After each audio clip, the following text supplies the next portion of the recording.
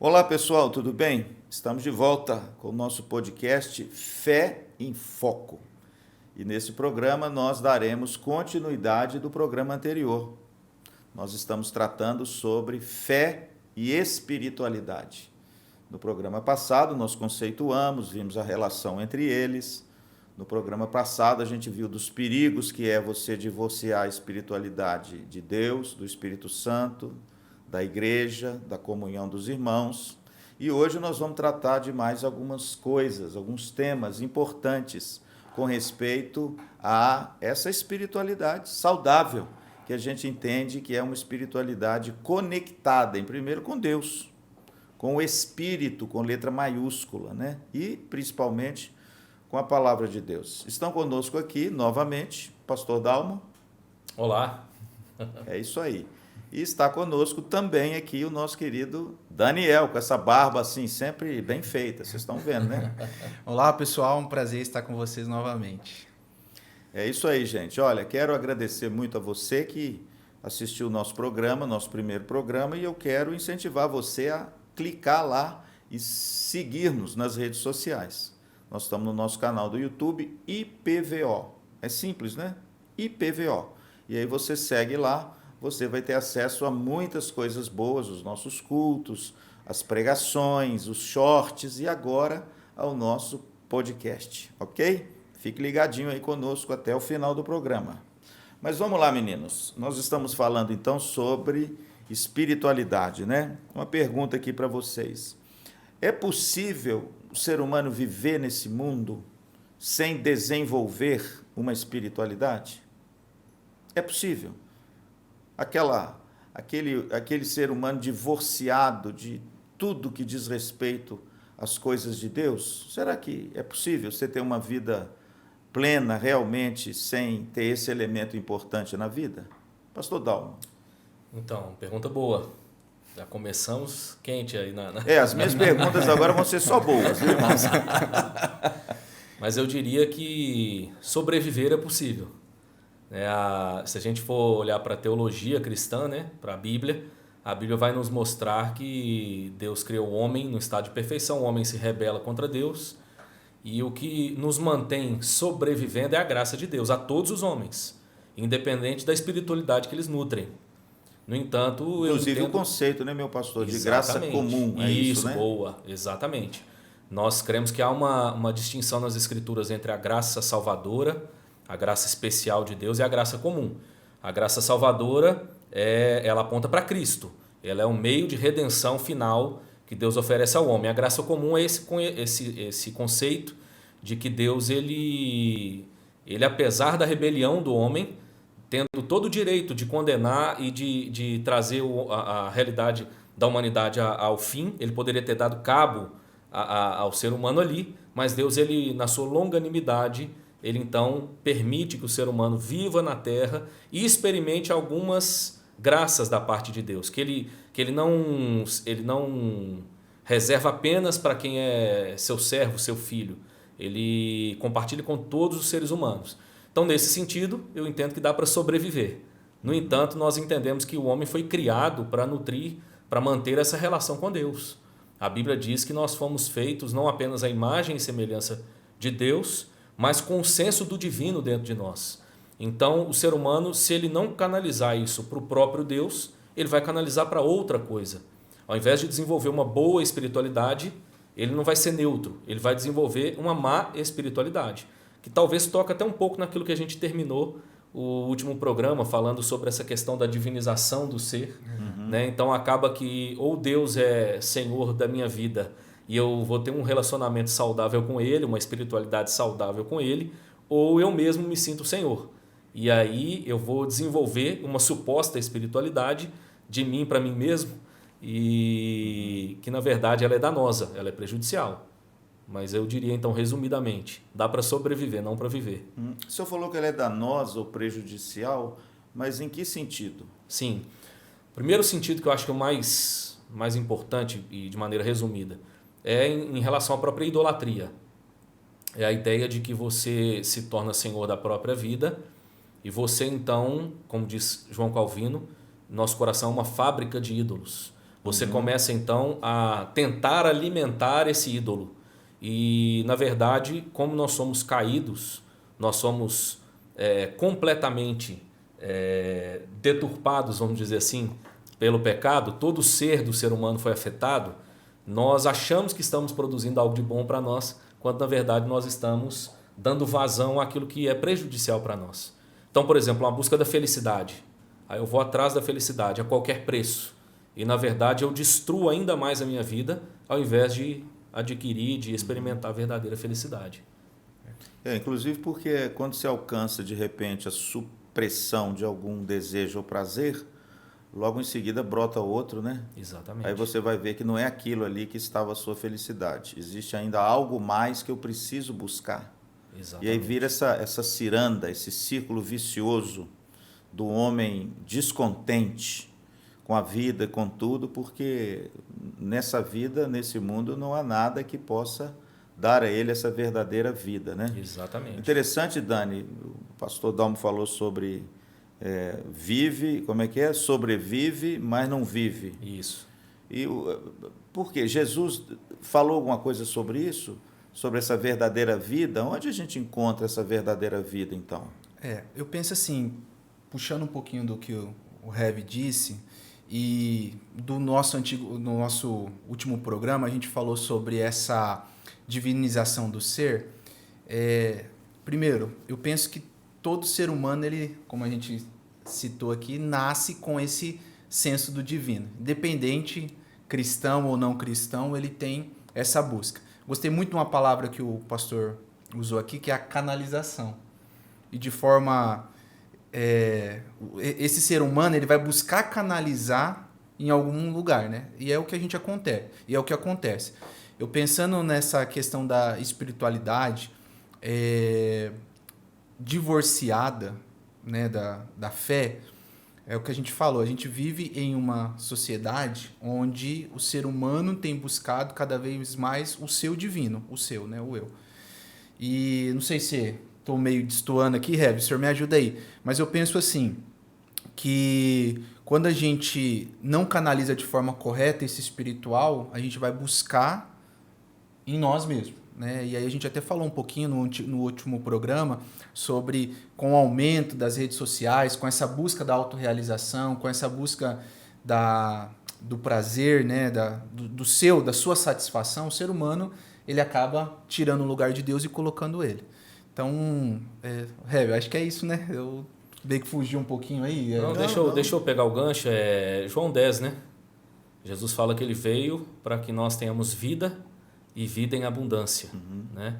Então, essa existência que é, de certa forma, permitida e enriquecida pela graça comum de Deus, ela pode se tornar uma vida real, porque é uma vida que é vivida não só para aqui e agora, mas é vivida já na perspectiva do eterno.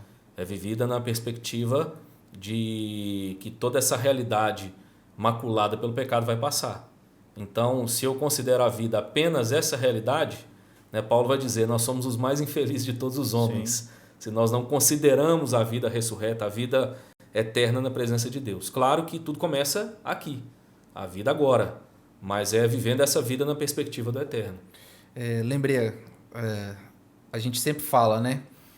O cristão com a espiritualidade correta, saudável, ele é aquela pessoa que, por mais que esteja passando por situações, pegando esse gancho que o pastor falou, quando Paulo diz, né, se nós não crermos que Jesus ressuscitou, em vão é a nossa fé, né? Então, eu penso que quando a nossa espiritualidade ela está de forma alinhada, correta com Deus, pegando João 10, aí a nossa vida se torna abundante no sentido de que a gente tem essa interpretação de que só somos felizes se alcançamos algum resultado, né, satisfatório.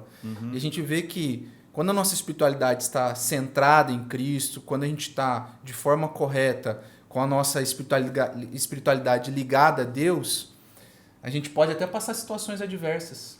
Mas por quê? Porque a gente sabe que a nossa perspectiva de olhar é diferente do que nas coisas terrenas. Então a gente, né, tá nessa então a ligação. gente entendeu aqui que dificilmente a gente pode viver sem uma espiritualidade. Agora, o ideal é você viver com a espiritualidade correta. Isso.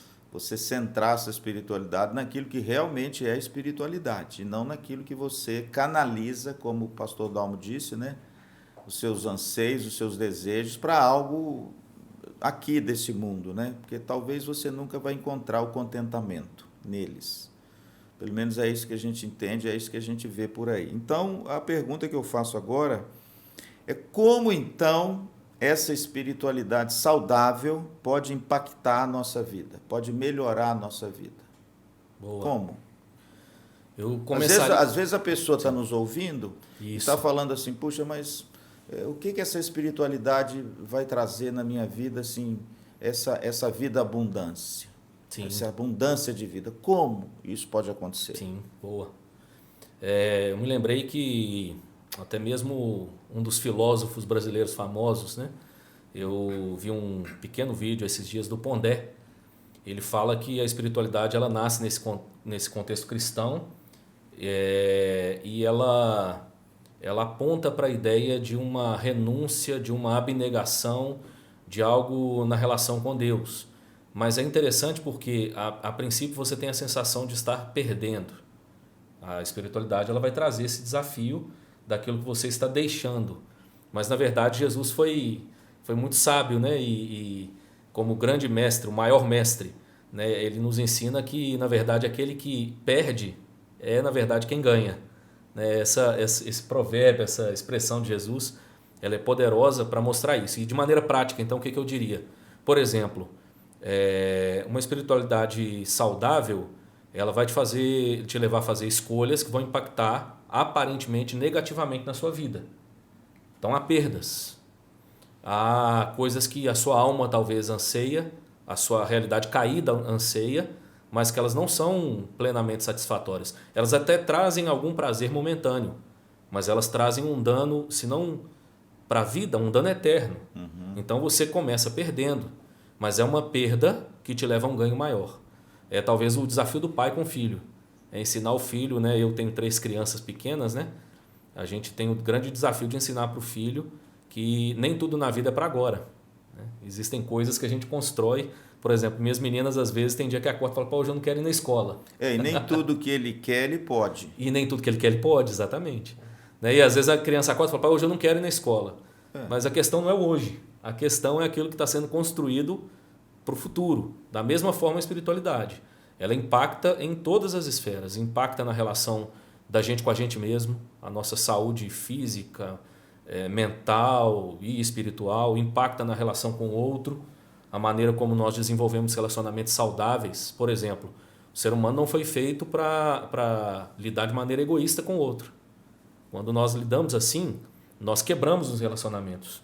A espiritualidade saudável me ensina o perdão. Sim. Me ensina a reconciliação.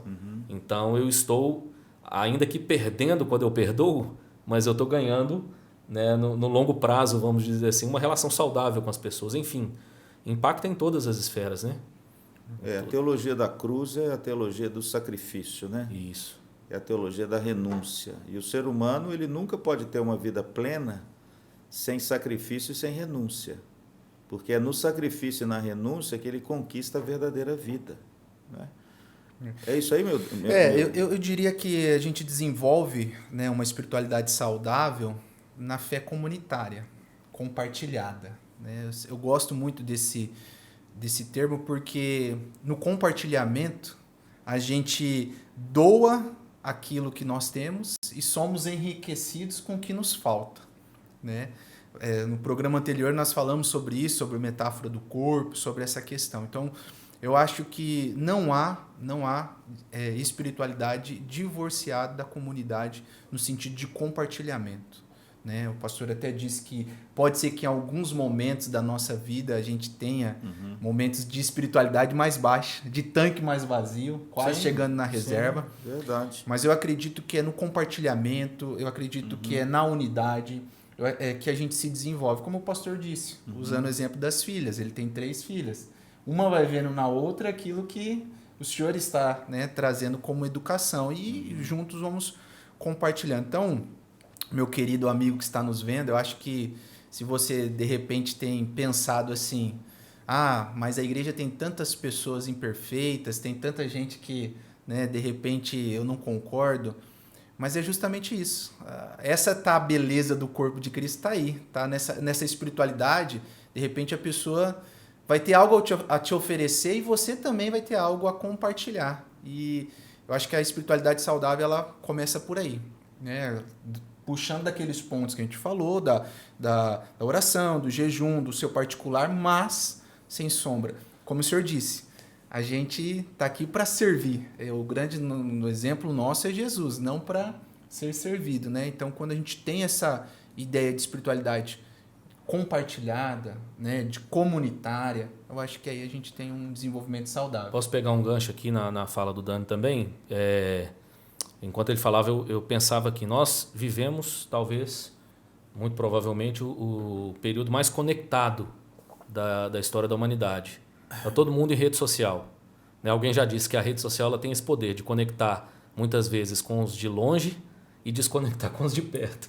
Talvez esse é o nosso grande desafio, sem demonizar a rede social. Claro. Como nós dissemos no outro programa, nós estamos aqui, inclusive, utilizando as redes sociais. Né? Isso aí. Mas é um cuidado que a gente precisa ter. Então, hoje, todo mundo tem suas dezenas de seguidores, suas centenas, seus milhares de seguidores. No entanto, nós nunca tivemos uma sociedade tão solitária e tão doente mentalmente falando. E isso coincide ainda com a realidade de nós estarmos vivendo o período de maior percentual de pessoas que se dizem cristãs não praticantes, que nós chamamos de desigrejados. E, óbvio, se você é um deles, nós estamos tratando isso aqui com muito amor. A nossa intenção não é simplesmente um ataque a quem, de repente, experimenta algo nessa jornada de vida, mas é justamente mostrar que essa vida abundante que Cristo nos convida a viver, linkada à espiritualidade, ela necessariamente está ligada ao outro, à comunidade de fé. Necessariamente está ligada à comunidade de fé. Perfeito. Muito bom, meninos. Agora, é o seguinte, a gente sabe que a palavra de Deus também contém nela o fundamento, né? A base da nossa espiritualidade. Tudo aquilo que a gente entende por espiritualidade saudável provém das Escrituras, né? Nós temos algo que nos foi revelado por Deus. A Bíblia é um presente majestoso, glorioso, de um Deus que revelou a sua vontade ao ser humano. Mas a Bíblia tem o Velho Testamento e o Novo Testamento. Você que nos assiste, você sabe disso. O Velho Testamento trata da história de um povo, você sabe disso. O Velho Testamento trata da nação de Israel, pelo menos todas as suas dificuldades lá. E o Novo Testamento trata do novo Israel, mas principalmente a pessoa bendita do nosso Senhor Jesus Cristo. Outro dia me perguntaram assim, pastor, o que é o Evangelho? O que é o Evangelho? O Evangelho é a vida, a pessoa, a obra de Jesus Cristo. O Evangelho é Cristo. Literariamente, o Evangelho é uma forma literária única. Não existe Evangelho a não ser os Evangelhos, né? E aí eu pergunto a vocês, meninos, o Evangelho é a parte central da Bíblia mesmo? O cristão precisa conhecer os Evangelhos? Ou se ele conhecer o Velho Testamento, gostar de uma carta de Paulo, isso aí para uma espiritualidade verdadeira e genuína é o bastante? Posso começar então? Claro, meu pastor. Estou olhando que às vezes o Dani quer começar, não tem Vocês tira aí no paro ímpar aí. Só acrescentando também que o Evangelho, assim, didaticamente, a gente poderia dividir ele em duas partes. A primeira parte começa com uma má notícia. A má notícia de que todo homem é pecador. Todo homem está separado de Deus por causa do pecado. Não tem como falar em Evangelho sem dar essa notícia ruim, mas necessária. E a segunda parte é a boa notícia. A boa notícia é que Deus, ele, apesar de ter o direito de abandonar o ser humano por causa da sua rebelião, por causa do seu pecado, ele escolheu graciosamente redimir. E ele fez isso na pessoa do Filho. E esse Evangelho, então, impacta de fato a nossa vida. O Evangelho, primeiro, o próprio Cristo vai, nos seus ensinos, deixar muito claro que o Evangelho é a lente, o fator unificador de toda a Bíblia. É através do Evangelho que nós entendemos de maneira ainda mais precisa e clara o próprio Antigo Testamento. Quando Jesus, por exemplo, diz no Sermão do Monte, ouvistes o que foi dito, eu, porém, vos digo, ali, na verdade, não é Jesus trazendo um novo ensinamento, mas é Jesus dizendo o seguinte, eu vou explicar para vocês agora com precisão o que isso quer dizer. Né? Então é Jesus lançando luz sobre o Antigo Testamento. E nós cristãos entendemos que o Evangelho então ele é central. É a partir do Evangelho que eu entendo tudo mais. Eu não ignoro o Antigo Testamento, mas eu compreendo o Antigo Testamento. Qual é o propósito? Qual é o valor? E certamente o Evangelho ele impacta na nossa espiritualidade de maneira muito, muito forte. Eu diria que talvez, pensando aqui num ponto um pouco incomum, improvável, eu diria que talvez uma das grandes questões que o Evangelho impacta na nossa espiritualidade é justamente mostrando para nós um Deus que é 100% Deus, mas é 100% homem. A espiritualidade do Evangelho, ela começa em Deus, como nós já dissemos, mas ele é um Deus que é 100% homem, que é 100% humano. Se encarnou, então é a espiritualidade do humano. E esse 100% humano, ele vai para a festa. Sim. Ele multiplica vinho numa festa. Sim. Ele participa da vida comum. Ele está no meio do povo pobre, humilde, pecador. Sim. Às vezes até chamado de glutão, sim, porque estava andando com esse povo, comia com eles, de beberrão. Aos olhos dos fariseus e dos religiosos da época, Jesus não era nada espiritual, né? Exatamente.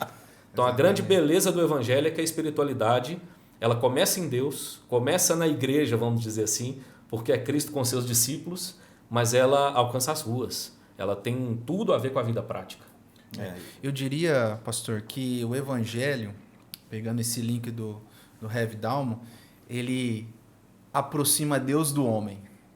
Né? Então, ele é muito interessante quando Jesus vai ensinar a orar. Ele não fala, Deus meu, né? Não, ele traz essa proximidade, fala Pai. Nosso. Pai nosso. Exato, ele traz a palavra do Pai, aquela proximidade. Então, eu acredito que o Evangelho, o Antigo Testamento, é o que a gente fala, né, na teologia, é uma revelação progressiva que vai ter o seu clímax em Cristo Jesus. Sim. E Cristo vem não para revogar, ele mesmo diz. Para cumprir.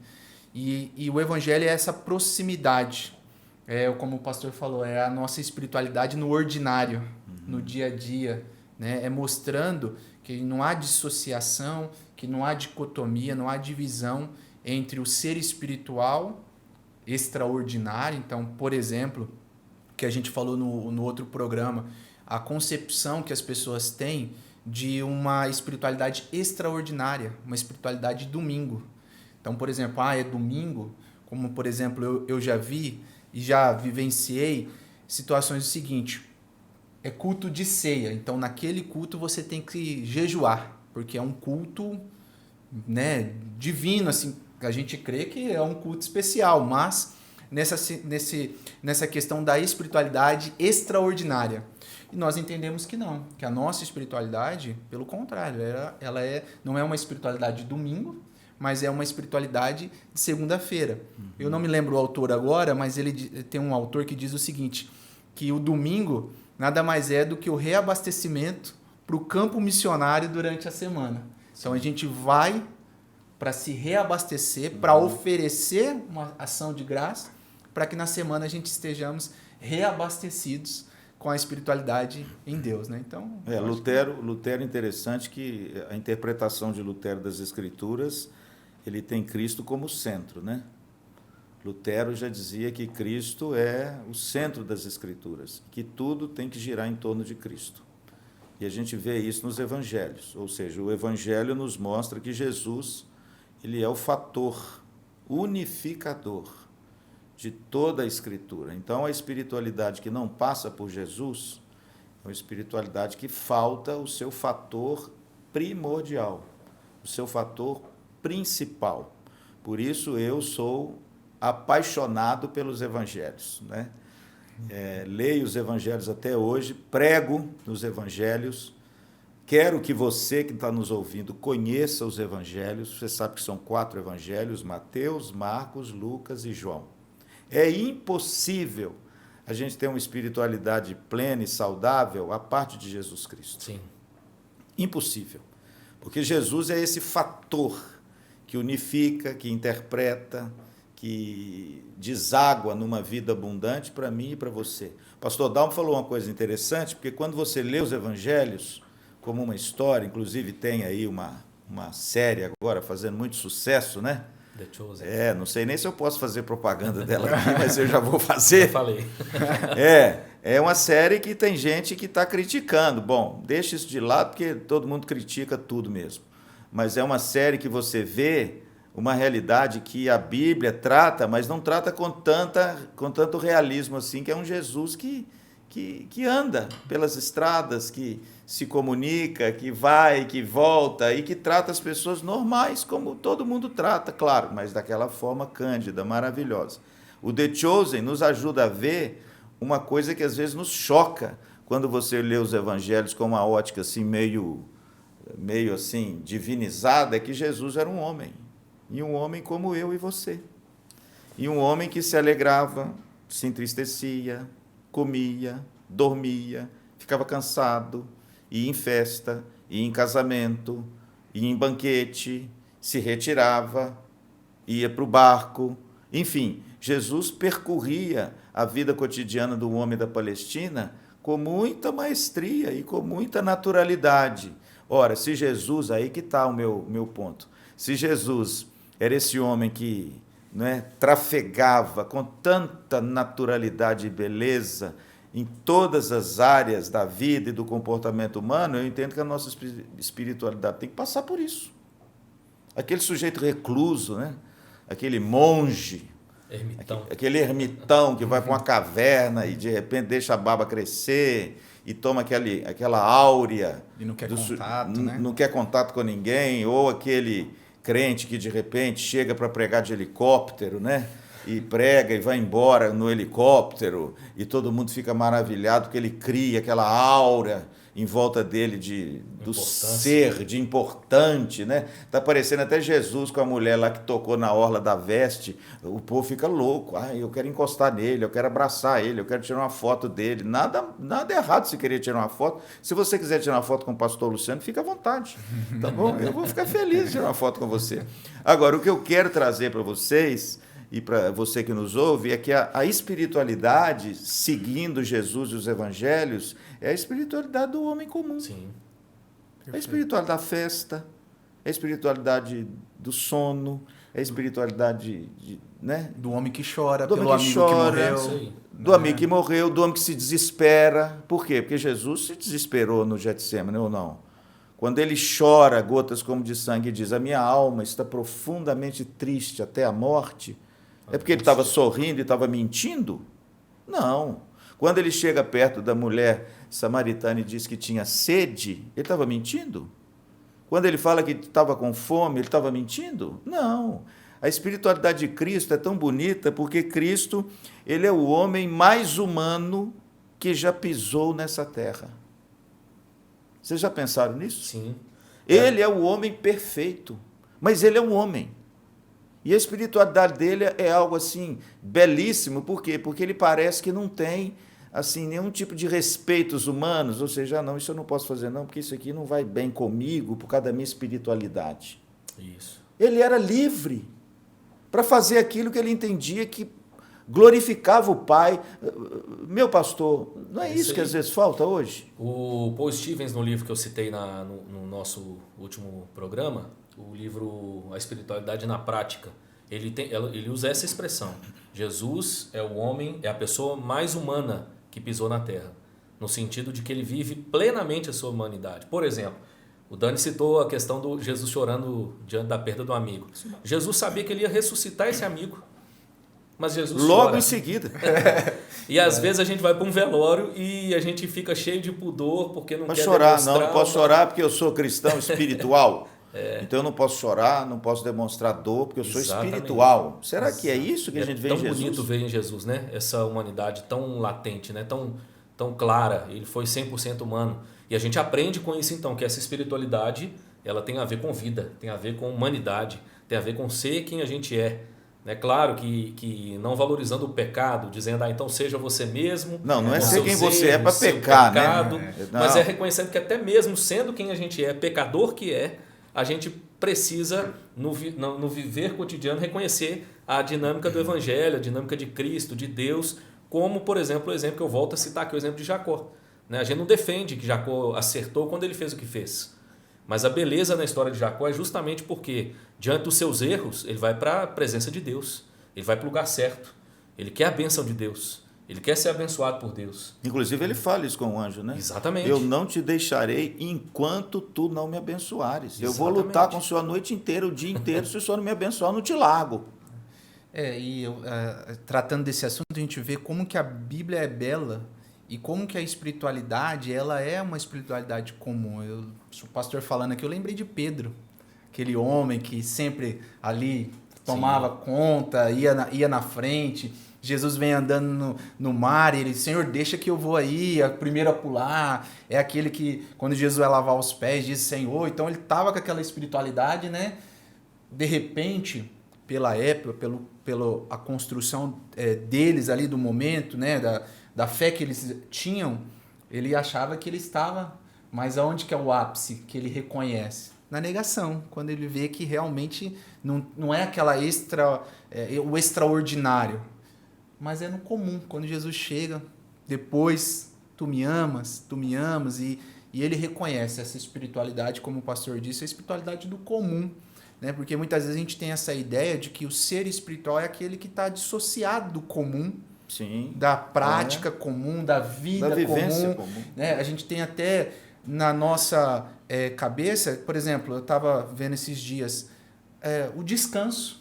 Porque às vezes o descanso é algo que é inaceitável, principalmente no contexto que nós vivemos, né, da alta performance. Então, mas não, é uma espiritualidade também. Você está ali sendo espiritual naquele momento, sim, descansando, né? Então eu penso nisso também. Eu penso que o Evangelho ele traz essa espiritualidade do comum, né, do Cristo que andou com homens imperfeitos, com homens ali, né? Senhor, deixa que eu ore para cair fogo lá, Senhor, né? Calma, meu filho. Calma, não é bem assim e tal. Então, eu acho que é por aí que a nossa fé é praticada. Sim, eu quero acrescentar também, a gente está falando sobre o Evangelho, como o Evangelho reorganiza a nossa sim, espiritualidade, inclusive mostrando e lembrando a nós que nós todos temos o pé de barro. Nós somos pecadores. Sim. Os homens mais santos e poderosos da Bíblia são pecadores como nós, até no Novo Testamento, com exceção de Jesus, o único perfeito. Você vai olhar para Pedro, por exemplo, há um momento em que Paulo vai dizer que Pedro se tornou repreensível.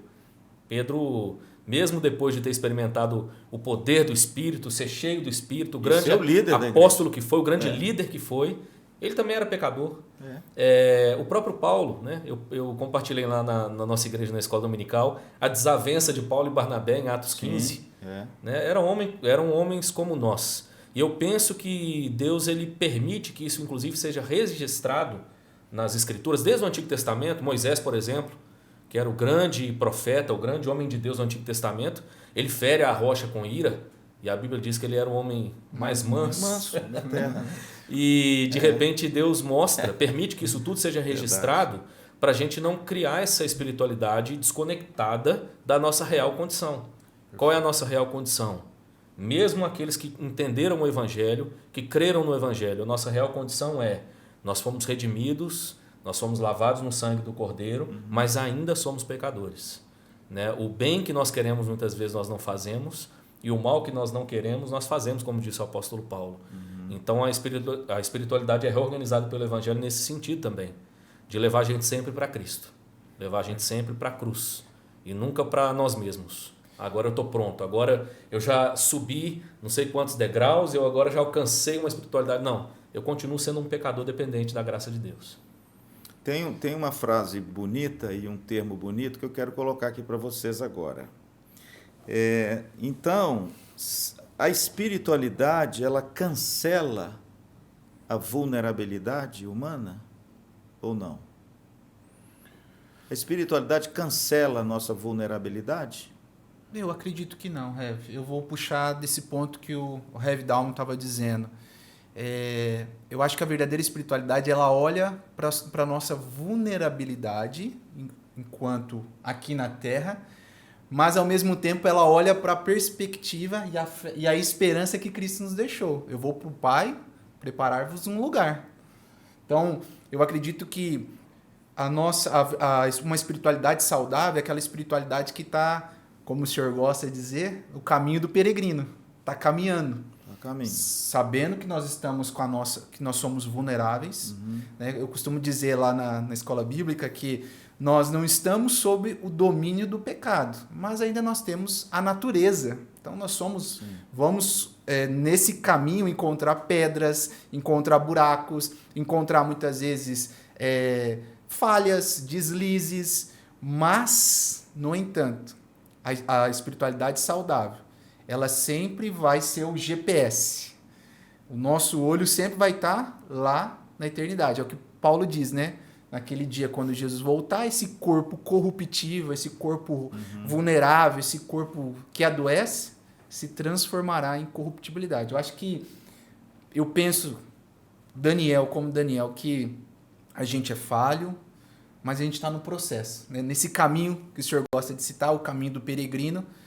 E a verdadeira espiritualidade é essa espiritualidade que centraliza o nosso foco, não no aqui e o agora, mas na esperança que Jesus nos deixou, que Ele virá nos buscar e nós teremos um corpo transformado.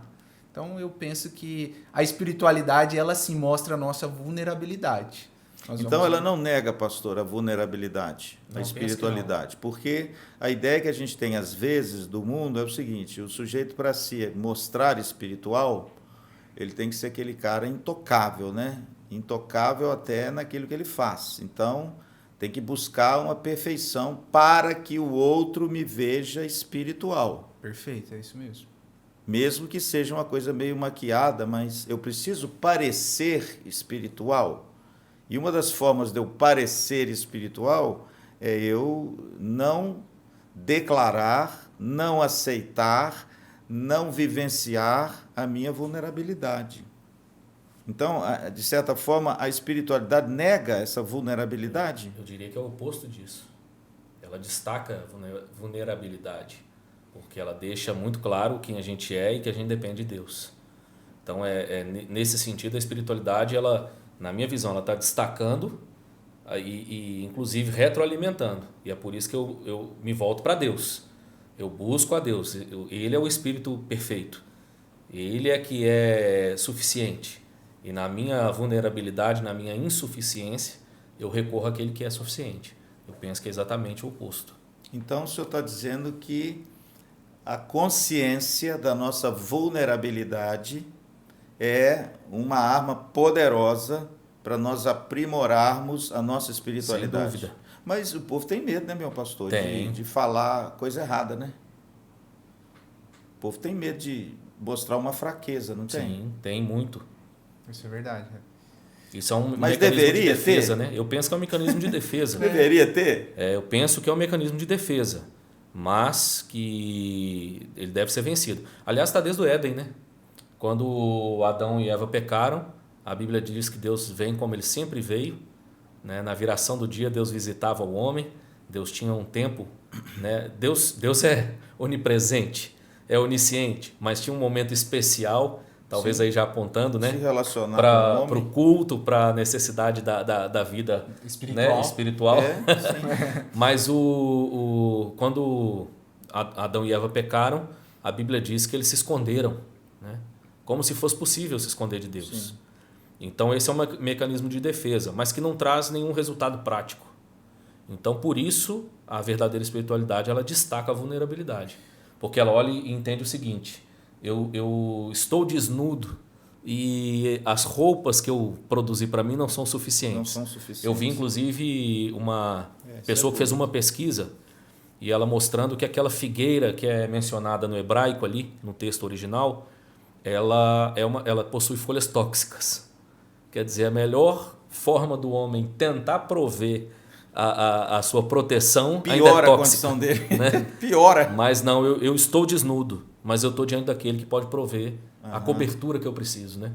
E é Deus quem provê a vestimenta para Adão e Eva. Então é um mecanismo de defesa, mas que não produz nada de positivo. Puxando um pouco disso que o Heavy está falando, E essa vulnerabilidade é tão interessante que quando Deus chega para Adão e pergunta o que ele fez, ao invés de expor a sua vulnerabilidade, o que ele faz? Ele culpa o outro. Então, muitas vezes, para mascarar ou não mostrar a vulnerabilidade nossa, a gente e deixar a nossa espiritualidade, entre aspas, intacta, nós culpamos o outro. Porque é o outro. E aí a gente volta naquele ponto que a gente meio que destacou, de pessoas divorciadas da comunidade de fé, porque muitas vezes a sua espiritualidade é melhor, ou ele acha, né, entre aspas, do que o outro que expôs a vulnerabilidade. Então, o outro não é perfeito. Lá tem pessoas que falam isso. Então, acaba a gente pegando esse ponto de se esconder de Deus, mas também não só se esconder de Deus, sempre procurar em alguém a culpa para não expor a nossa vulnerabilidade. Então, acredito que muito do que a gente tem vivido com essa espiritualidade divorciada, essa espiritualidade intimista, é muito do que a gente está olhando no outro, culpando o outro. Então, tentando achar defeito no outro ao invés de expor a nossa vulnerabilidade e entender que nós estamos nesse caminho de busca de santificação para nos parecermos com Cristo Jesus, que esse é o propósito de Deus, nos fazer imagem e semelhança do seu Filho. Sermos espirituais não significa sermos perfeitos, né? Isso aí. Ser espiritual não significa que você não erra.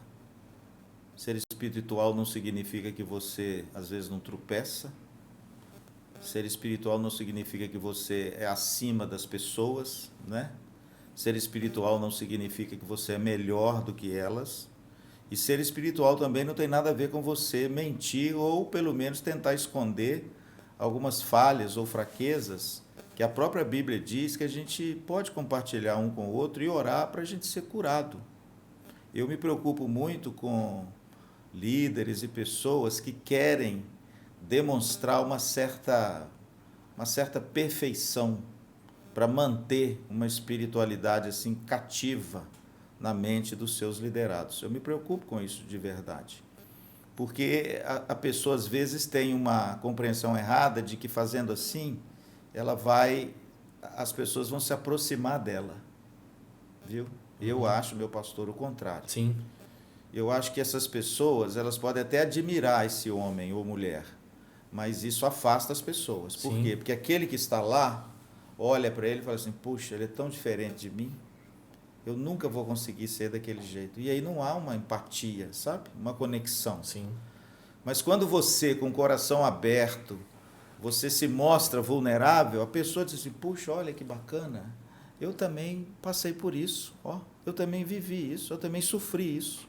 Olha como é que ele não tem vergonha de compartilhar.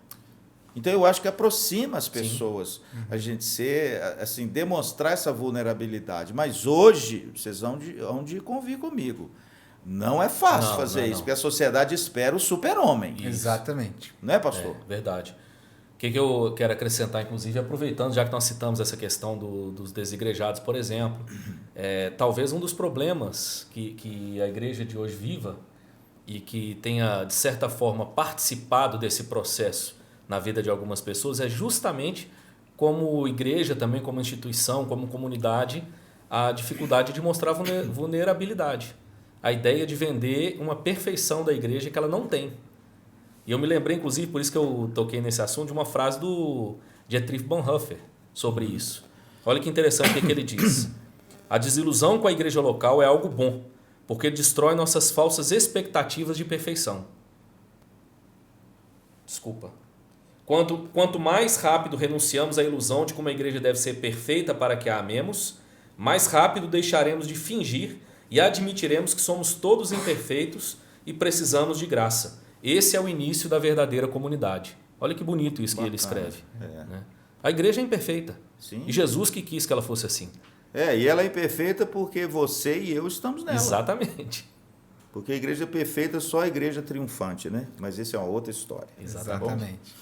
E, Rev, eu penso também, a gente puxando um pouquinho disso, que a gente, como cristãos, temos que nos policiar. até conversava com o Heavy Down em uma outra oportunidade, às vezes a gente, muitas vezes, tem aquela ideia de uma espiritualidade auto-elevada ao ponto de julgar outras espiritualidades, a espiritualidade do próximo. Eu digo, a gente conversava no sentido de conhecimento mesmo, de teologia, né? De conhecer e às vezes ver uma pessoa na nossa comunidade ou em outros locais, de outras comunidades, de outras perspectivas diferentes da nossa e há aquela, né, aquela autovalorização da nossa em detrimento do outro. Por causa de uma teologia. Por causa de uma teologia. Então, e a gente corre o risco de nos tornarmos mecânicos em relação à espiritualidade. Aquilo não passar, mas ser um prazer com Deus, algo de me deleitar com Deus. É aquilo que o senhor falou esses dias, da teologia que nos liga a Deus, né? que nos faz amar mais a Deus, mas no aspecto do que agora eu estou medindo a minha espiritualidade com a espiritualidade do outro. Né? Então, é um ponto aí a gente pensar um pouco, porque às vezes eu vou usar o termo arrogância. Orgulho religioso. Orgulho religioso. Boa, meu pastor. Às vezes acaba afastando o outro e faz isso que o senhor acabou de citar. As pessoas olham e falam assim, eu não consigo chegar nesse nível. Porque a gente às vezes parte desse ponto e aí tem esse orgulho religioso que atrapalha a espiritualidade, né? É isso aí, pessoal. Bom, nós já estamos quase aí terminando esse programa, mas eu queria deixar uma pergunta final para a gente fechar, porque depois nós queremos ajudar você indicando uma boa literatura, se você é uma pessoa que gosta de ler e quer crescer um pouco mais nessa área. A pergunta que eu deixo aqui é o seguinte, então depois de tudo que nós vimos em 2 programas, como nós podemos ter uma espiritualidade saudável? Como? Meu pastor, já que o senhor é mineiro de Belo Horizonte, vou terminar minha participação. Primeiro, quero deixar versos breves aqui da Palavra de Deus. Tem um texto que eu gosto bastante, lá em Jeremias 29. Lá o texto diz o seguinte, verso 4. Assim diz o Senhor dos Exércitos, o Deus de Israel, a todos os exilados que eu deportei de Jerusalém para a Babilônia. Edificai casas e habitai nelas. Plantai pomares e comei o seu fruto. Tomai esposas e gerai filhos e filhas. Tomai esposas para vossos filhos e dai vossas filhas a maridos, para que tenham filhos e filhas. Multiplicai-vos aí, e não vos diminuais. E último verso. Procurai a paz da cidade para onde vos desterrei, e orai por ela ao Senhor, porque na sua paz vós tereis paz. Para mim esse texto é lindo, porque ele fala dessa espiritualidade desse povo que era baseada na promessa do Messias, então tem tudo a ver com o Evangelho, e de repente o povo está no exílio, o povo está numa terra que não era dele, o povo está num lugar de sofrimento, de dor, e Deus está dizendo, é desejável sair daí, tudo bem, ok, mas não é o tempo para isso, o tempo é, vivam a vida comum na Babilônia. Casem-se, tenham filhos, deem os filhos em casamento, plantem vinhas, trabalhem, e eu vou abençoar vocês aí. E, inclusive, trabalhem para que a cidade seja abençoada, porque na maneira em como ela tiver paz, vocês também terão paz. Coisa linda. Então, eu diria que essa espiritualidade ela tem esse grande poder de nos trazer essa vida preciosa, abundante de Cristo, mesmo numa realidade, digamos assim, de uma cidade na qual nós ainda nós entendemos que nós não fomos criados para ela. Deus tem planos, Deus tem promessas para nós, mas é momento de viver a vida comum. E essa vida comum deve ser vivida na presença de Deus. Não há como divorciar Deus, a comunidade dessa vida. Então é relação com Deus, relação com a comunidade de fé, relação com o próximo, relação com a cultura, né? E eu termino então com uma citação, já que eu citei bastante, já vou apresentar o livro. Sim. Do Paul Stevens. Esse é o livro que eu quero indicar, Espiritualidade na Prática. Ele diz algo muito interessante aqui, eu vou terminar com uma pequena frase dele. Ele diz o seguinte: a verdadeira espiritualidade não nos faz anjos, mas plenamente humanos. Então é essa capacidade de viver a vida na presença de Deus e dos outros, na sua plenitude. Então está aí uma indicação de uma boa leitura sobre o tema. Meu pastor, a editora é a Ultimato. Ultimato. Então aí a minha dica. Daniel, aquele que não foi para a Cova dos Leões, mas está aqui, né?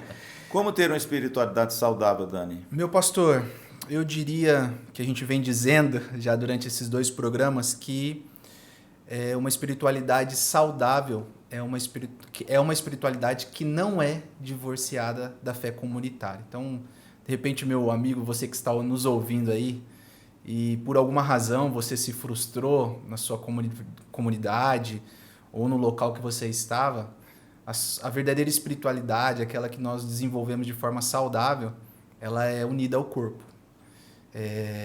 Só há espiritualidade real, saudável, ligada ao corpo, à fé comunitária. E a gente tem vivido uma época em um mundo, né, de tendência de tribalismo, divisões. Então, eu sou do A, eu sou do B, eu não concordo com A, eu não concordo com B. E eu acho que é nessa comunidade, nessa junção de pessoas diferentes que a nossa fé é desenvolvida. Né? Você doar o que você tem e receber o que lhe falta.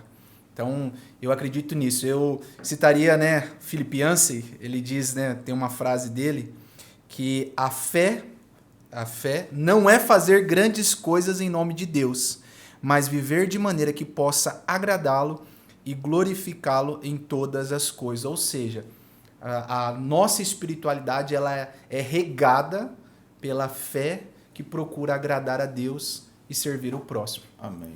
Seria tem algum isso. livro aí, Daniel? Que você Tenho tem 2 livros aqui. Nosso leitor, nosso ouvinte.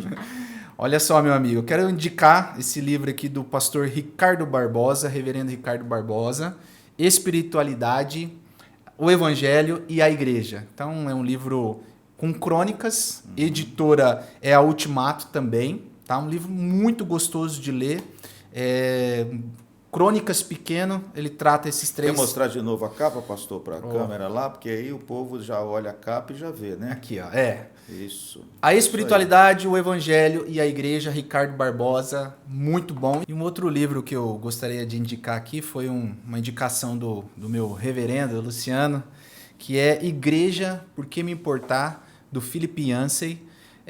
Editora é Cepal, mas hoje ele está pela editora Vida. Isso, Vida né? Nova. Vida Nova. E, gente, é um livro fantástico, que ele vai trabalhar...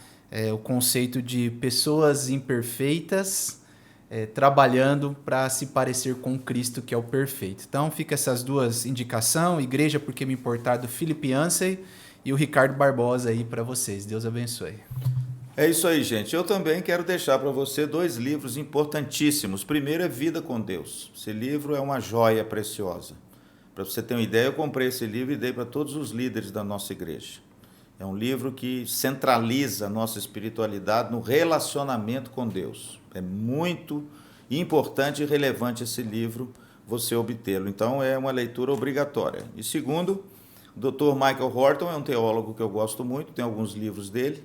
E esse livro, de forma muito especial, da editora Fiel, ele fala sobre você ser um crente, simplesmente crente, por uma vida cristã comum. Exatamente o que nós tratamos aqui da espiritualidade sendo gerida, né, no dia a dia da sua vida e da nossa vida. Então, dica boa da editora Fiel, tá bom?